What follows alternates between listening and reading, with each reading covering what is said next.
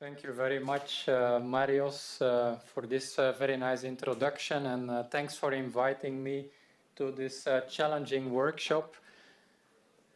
Well, having worked for several years with neural networks, support vector machines, and kernel methods, I was wondering, can we extract from this some general unified picture, which is at the same time also challenging for the years to come? So this will be the main part for this talk. The first part will be more on methodological aspects. I will outline one unifying picture. There might exist other pictures, but this picture worked for many of the things that we are doing today, and probably also for new things to come. Due to the limited time frame, I will have to restrict the applications and examples section a bit to examples from the area of unsupervised learning. So there will be many more examples and applications, but I will just briefly show some of the successful applications in this direction. And then I will conclude with some challenges in general for computational intelligence. So what we see in a lot of different application areas is that they become more and more critically depending on high quality predictive models. So often these data are in very high dimensional input spaces, for example, in bioinformatics or in applications of brain tumor recognition. In other applications, well, the complexity is more in the other direction, where you have given a lot of data points and you would like to have a high quality predictive model for that, or in complex networks or towards brain-machine intelligence. So classically, the dream in neural networks in the early days, I still remember when I was a PhD student, what I particularly liked at that time about neural networks is that, well, you had a universal approximator everywhere where you saw a function f. You could think of it as being parameterized by a multilayer perceptron, and then you just optimize for the interconnection weights. And it works for controlling systems, to make predictions, to do modeling, decision making. So this was a very interesting, challenging new paradigm. It was applicable to general nonlinear problems.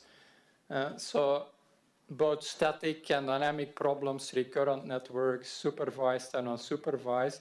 But there are two persistent problems, let's say. The first one is, well, how do you choose the number of hidden units, for example, and how do you avoid problems of several local minima? So then the insights came with support vector machines, starting with the work of Cortez and Vapnik, where they have shown, like for classification and regression problems, how to reformulate the model and come up with convex optimization formulations. So in the last years, we have seen a lot of impact of convex optimization schemes, not only for support vector machines, but also in general, also towards sparsity, for example, L1 regularization. And these techniques, well, they're also capable working in very high dimensional input spaces. So what is also nice here is that you can work with several types of kernel functions. You can also tune them towards your specific application and your specific data types. So to just give some examples, you can also extract, for example, kernels from graphical models, from Bayesian networks, or develop specific kernels in bioinformatics, text mining, or spike kernels, for example. You can develop special kernels for such type of data and then just plug it in your favorite support vector machine. And more general, well, kernel methods, they also have a long tradition in mathematics for about a century. So kernels are, of course, not new. They are not invented in the machine learning community, but they exist for many years. And what we see now today is that three main directions have emerged. On the one hand, you can work with kernel methods in a primal dual setting, like in support vector machines. There has been a lot of work in connection to functional analysis, for example, learning and reproducing kernel Hilbert spaces, and also in probabilistic modeling. That is more related to the paradigm of Gaussian processes. So the things that I will be talking here today are mainly related to the first one, a primal dual setting. Here you see a picture from our book, which I think is, from a conceptual point of view, quite challenging and also unifying. So it's known in kernel method support vector machines that you can represent these models both in terms of feature maps and in kernels. So in fact, with one model, you can have two different representations. In the primal, you have then the feature map and the unknown W. In the dual, which you see on bottom, you have the kernel function, and then the alphas, well, they are then related to the support vectors in your kernel expansion. So if you make a linear discrimination in the high-dimensional feature space, in the input space, it's implicitly corresponding to a nonlinear classification. The kernel trick serves as the bridge between the primal and the dual world. And you may wonder, what is the connection between support vector machines and neural networks? Well, maybe support vector machines are even more neural networks than the original neural networks, because in fact you have neural network interpretations both in the primal and in the dual representation. Say you work with a Gaussian kernel, then in the dual, the number of hidden units that you have equals the number of support vectors, while in the primal, you can also take a network interpretation where the number of hidden units is then equal to the dimension of your feature map. So for a Gaussian kernel, you will have an infinite amount of hidden units in that interpretation. Now, on the other hand, it's also interesting, this picture, because in the primal, in fact, the problem is parametric, and the dual, it's more closely related to non-parametric problems. When you see, for example, in statistics, parametric and non-parametric statistics, they are quite different areas. And so here, in fact, you have a unifying picture to integrate insights from all of this within one and the same methodology. Sometimes you have the choice between solving in the primal or the dual, and then you can also start tuning your representations with respect to specific models. And here you see how to proceed within this picture. So this is, let's say, the classical picture, like you had with multilayer perceptrons. W would be your interconnection weights, and you just fit your model to the given data. Now, usually you like to make everything as simple as possible, but in this case, it can be interesting to make the problem more complicated. So in fact, of writing this as an unconstrained problem, you treat it as a constraint optimization problem. So you introduce the error variables as additional unknowns, and then you take as many constraints as there are number of training data points. So the two problems are equivalent. The second one is more complicated, so you could wonder, why should we do this? Well, the nice thing is, if you write down the conditions for optimality and you look at the dual, the problem in the Lagrange multipliers, you get new representations for the model. And this can be quite interesting, for example, to work in high-dimensional input spaces. Let's take, for example, a simple linear model where W and B are unknown. This is the primal representation. If you do that in the dual, you represent your model in terms of those alphas, which are then the support values.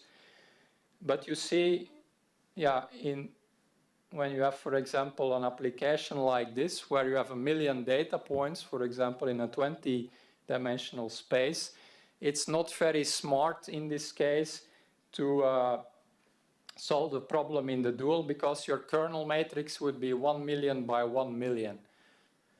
So while you have the choice here to also solve it in the primal, where you have only 20 unknowns in this case. So for this type of problems, it's better to go for the primal. Well, for example, when you have high-dimensional data and a few data points, well, then it's more convenient to solve the problem in the dual. So here you see you can really start playing around with different representations of models, and depending on the nature of your application, you can choose a specific representation. So if you keep this picture in mind, and suddenly all of the things that you read about support vector machines and kernel methods become much more clear. Well, also within this spirit, we have been interested in extending the original work of support vector machines to what we call least square support vector machines. It turns out that this is in fact more general. You would think, yeah, least square support vector machines, that's more specific, that's one loss function. Why would you do that?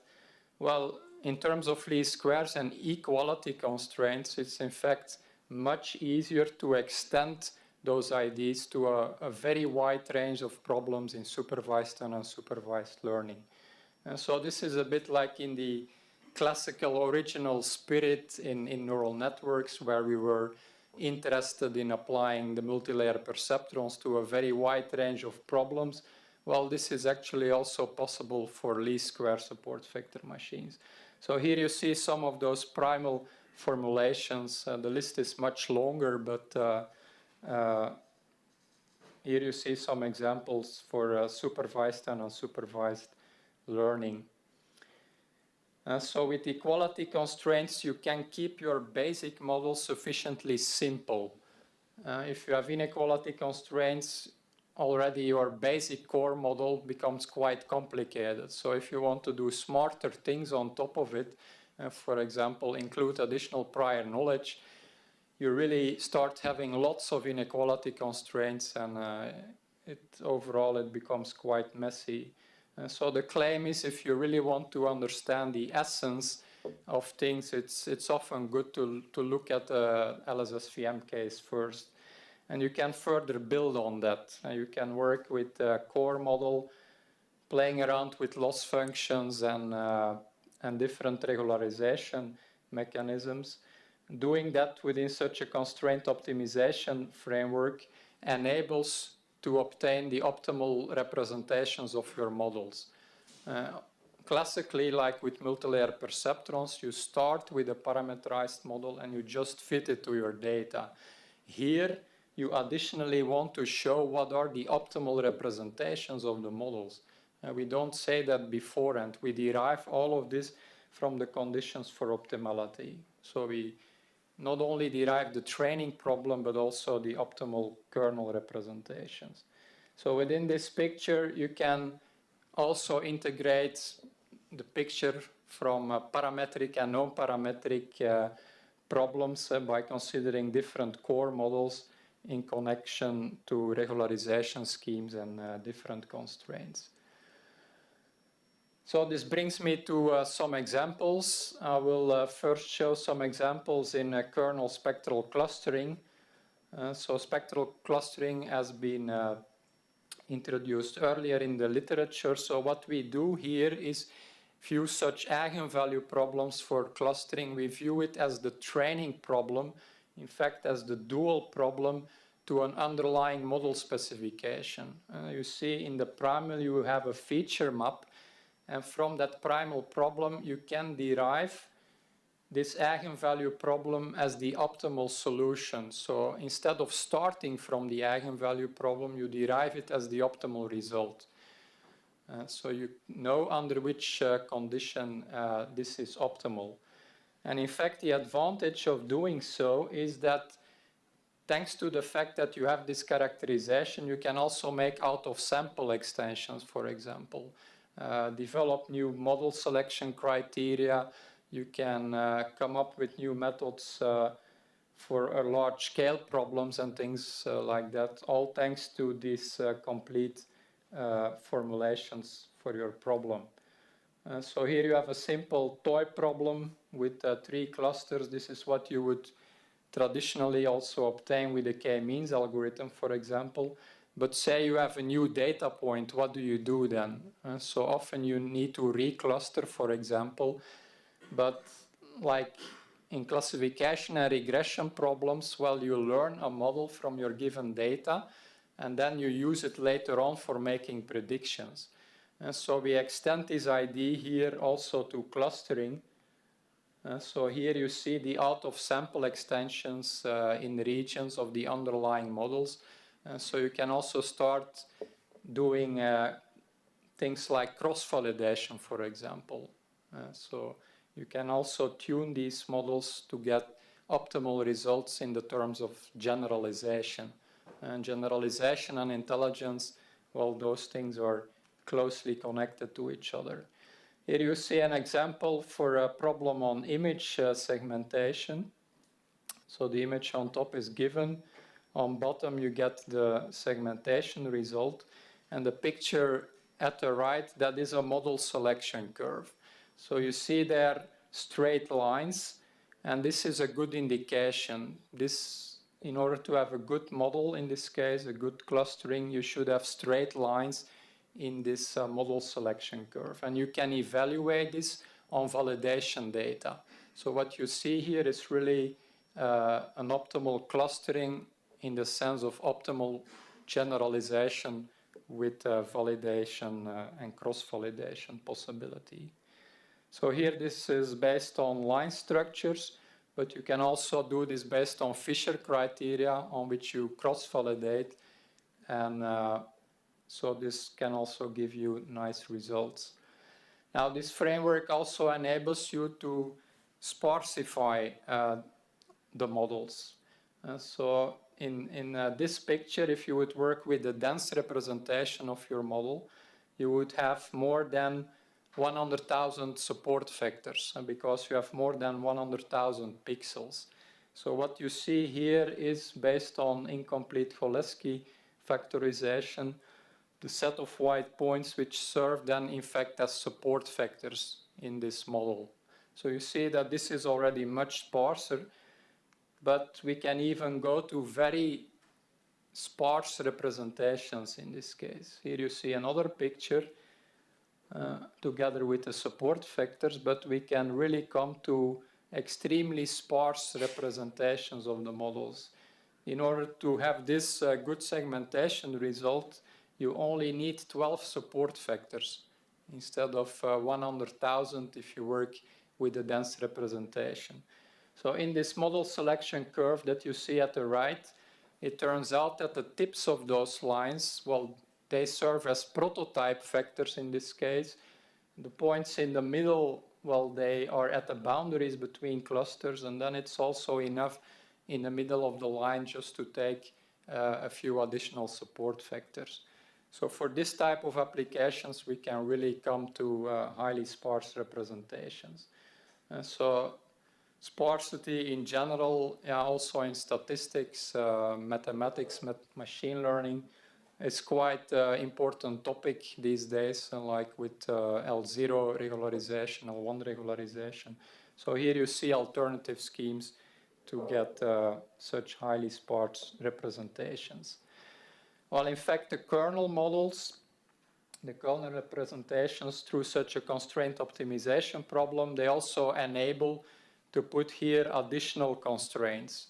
If you have prior knowledge available, you can just try to add additional constraints, and from that you can even derive new kernel functions which are incorporating this prior knowledge.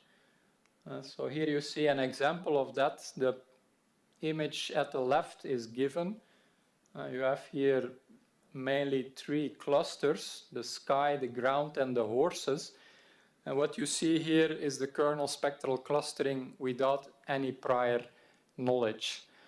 You see there, for example, the shadow of the horse, for which you have some ambiguity. Is the shadow belonging to the horse or to the ground? If you do not tell this to the model, then of course the model cannot know it. So what we do here is add additional constraints, which are indicated at the left. The things which are indicated in red, well, they tell that those two pixels should be within different clusters. And the ones in green, well, they indicate that those two pixels should be within the same cluster. So you just give this little additional prior information to this model, and you get this improved results. And you get the new kernel functions, you get them from free through your conditions for optimality.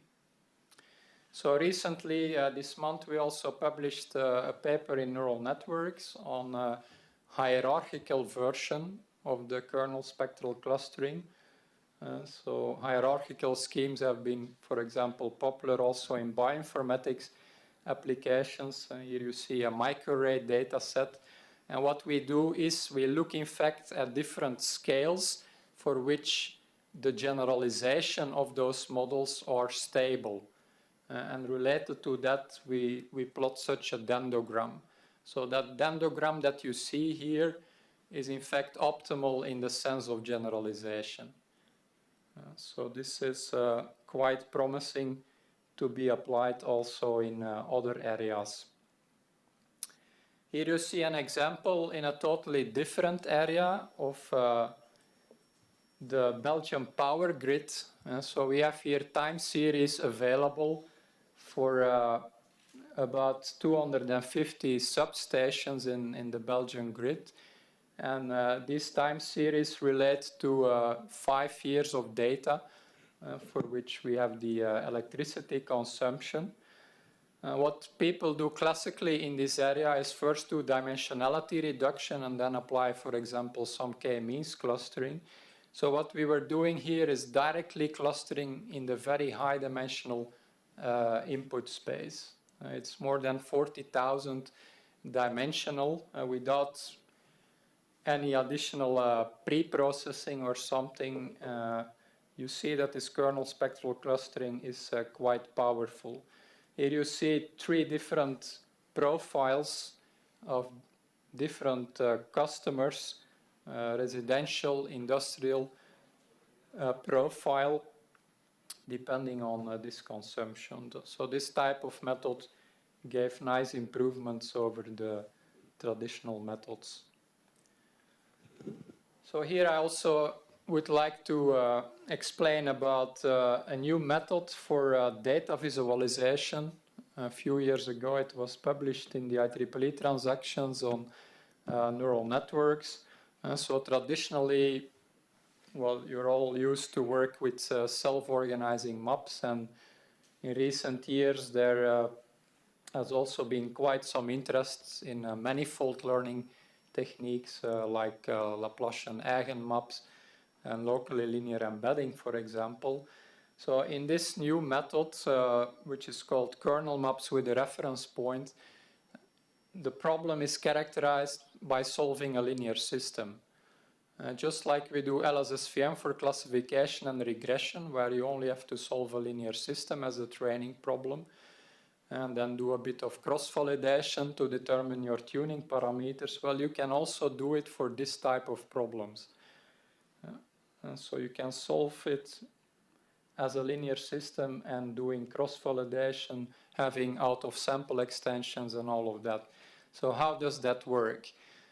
So you start thinking in terms of a simple core model. In this case, this is LSSVM. Your given data X are in the input space, and you want to map them to new coordinates Z for visualization. And these new coordinates, they are unknown. In this case, you have 2 sets of constraints. Because in this example, you want to map to a 2-dimensional space. If you want to map to a 3-dimensional space, you have there 3 constraints. And so they all map to different coordinates. You see in the objective function regularization terms and also the errors that you minimize. So this is the starting point. You define a core model, but then you do not just want to map these data, you also want that data points which are close in the original input space are also close to each other in the target space. So you want to have some topology preserving map. And this is done by adding this additional regularization term. So it's a modified form of locally linear embedding. If you solve this problem, well, as the dual, you will get an eigenvalue decomposition problem. But we can, in fact, convert eigenvalue problems into linear systems just by considering an additional reference point. And so we had two additional constraints there where we approximately fix the coordinates for one single point. So if you write out the conditions for optimality for this problem and you look what a dual is, it's just a linear system. It takes 2 pages to derive it, but the final result is really easy, just solving a linear system. And you can start doing cross-validation on that, use out-of-sample extensions. So here is a simple toy problem of that. So the data which are given are shown at the left. It's this 3-dimensional spiral. We divide that into a training, a validation, and a test set. So the blue part is the training part. This is the only data used for solving that linear system. And the other parts are validation and testing. So the result that you see here at the right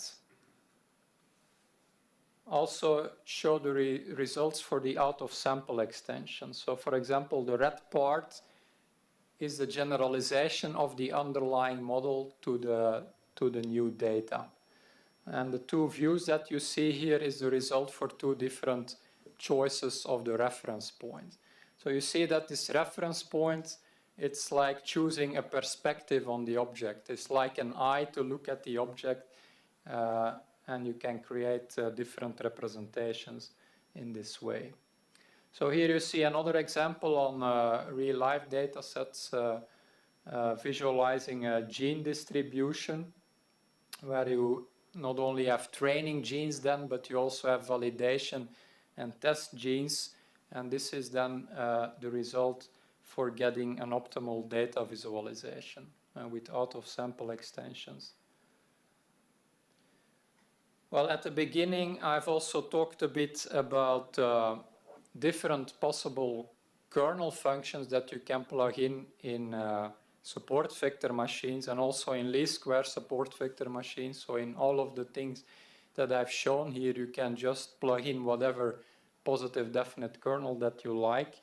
But in fact, we are still quite far away from a general theory on what are the right kernel functions. If you have given data, could you tell us, is there a general theory which could tell what is the optimal kernel functions? Here and there you have some results that are like related to differential geometry or information theory and things like that, but still not yet a unifying theory. So here I would like to show some recent results that we have on the interface between tensors and kernels. So in a lot of applications, your data also are naturally represented by data tensors. For example, in an image application, well, your input data are matrices, in fact. Or when you have video sequences, you have then a tensor of data, and because you also have the time axis. A simple way to proceed is that you just vectorize the data. So from this matrix or this tensor, well, if you just scan it column-wise, for example, you vectorize the results and you plug it in an RBF kernel, you can immediately apply a support vector machine to it. But you may, of course, lose a lot of structure of your data. And so what we have shown in recent publications is by means of tensorial kernels, which are also related to the use of higher order statistics. You can also use it on time series. You can in fact get better results and learn from fewer amounts of training data. If you compare it with the universal kernel like the Gaussian kernel, you can do it in both ways, but with such a tensorial kernel, you need fewer amounts of training examples. And this is, after all, also one of the key challenges in intelligence. How can we learn from few examples? So exploiting structure in your data is therefore also quite important. So here you see another example, which is in the area of mass spectral imaging, where you also have tensor data available. And here we use also more sophisticated regularization schemes related to nuclear norm regularization, trace norm regularization. And here you see an example on tensor completion. For example, in compressed sensing sparsity, there is a lot of interest in matrix completion problems. So we have recently also extended this to tensor completion problems. So it's time to sum up and conclude the talk.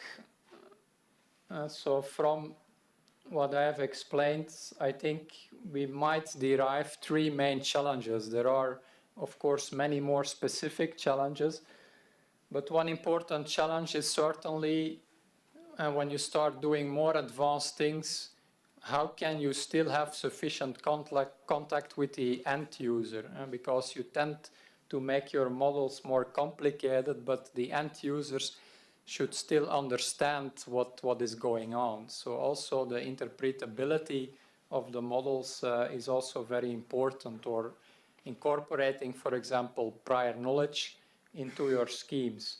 So that's something that I see as a main challenge for the coming years. Another important challenge is maybe also the need for new mathematical frameworks.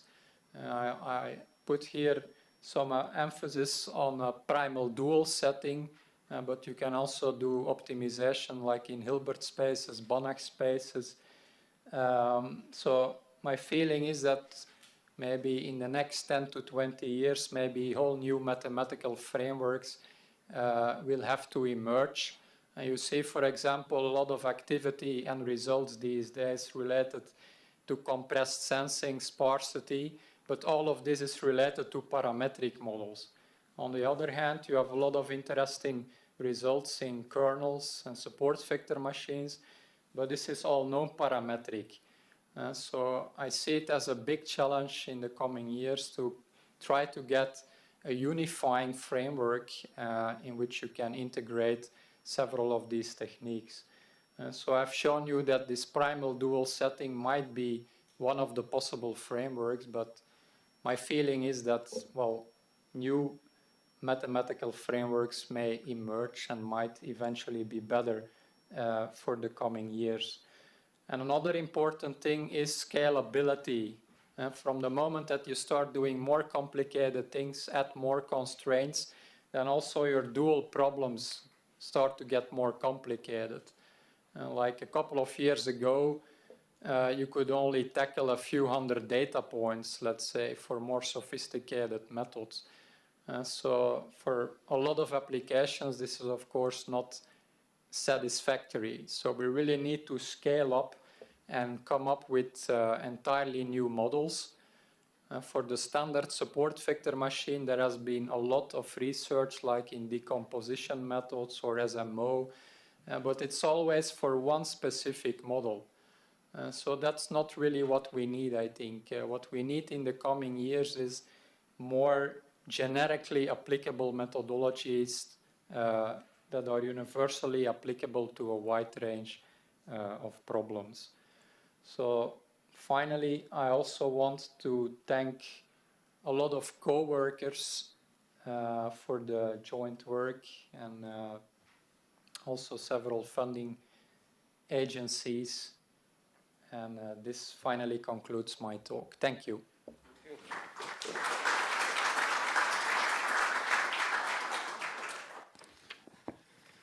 Excellent presentation, Johan.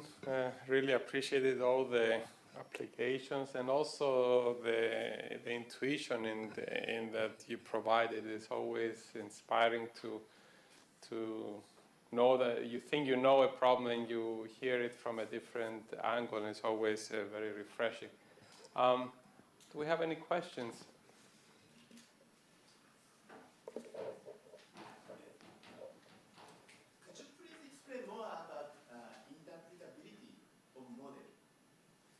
About your question is about interpretability. Yeah. Yeah, what I mean, for example, if you use a sparsity scheme, for example, in connection to feature selection, that you have interpretable models. Or we, for example, have recently published a paper in PLOS ONE where we work with a new type of regularization scheme and special type of basis functions for application in clinical decision support systems. Because, of course, in these type of applications, the interaction with the doctors and the patients is very important, and you should also be able to explain your model. So we can, by using specific regularization schemes, we can in fact obtain, well, an interpretable model which is also optimal in the sense of generalization, let's say, which is really nice for interpretation purposes. But also traditionally in the computational intelligence, also in fuzzy systems, fuzzy models, there has been a lot of emphasis on the interpretations of models and the interaction with the end users. So, thank you, Ernest. Thank you. Any other questions? Okay, thank you very much, Johan.